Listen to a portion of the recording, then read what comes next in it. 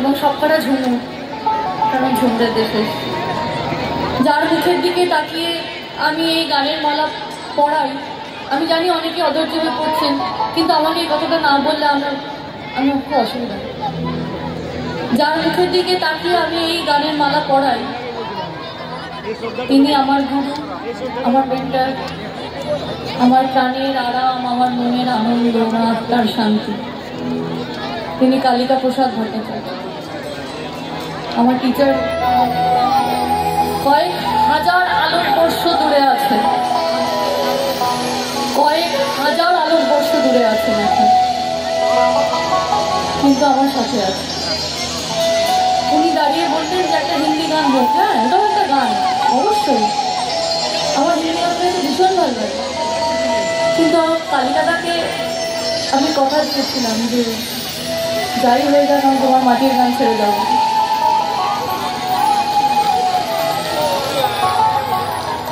যাই হয়ে যাক আমি তোমার ওই এক দু লাইন তো গাওয়া যেতেই পারে, কিন্তু যাই হয়ে যাক আমি তোমার মাটির গান ছেড়ে যাবো। আমি দাদাকে বলতাম তোমার এই কথা দিয়ে গান, এত কথা দিয়ে দিয়ে গান কেউ শুনবে না, সবাই উঠে বাড়ি চলে যাবে।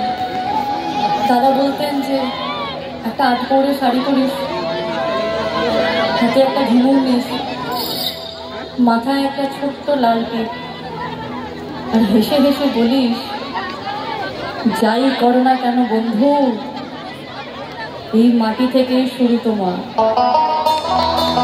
এই মাটিতেই শেষ।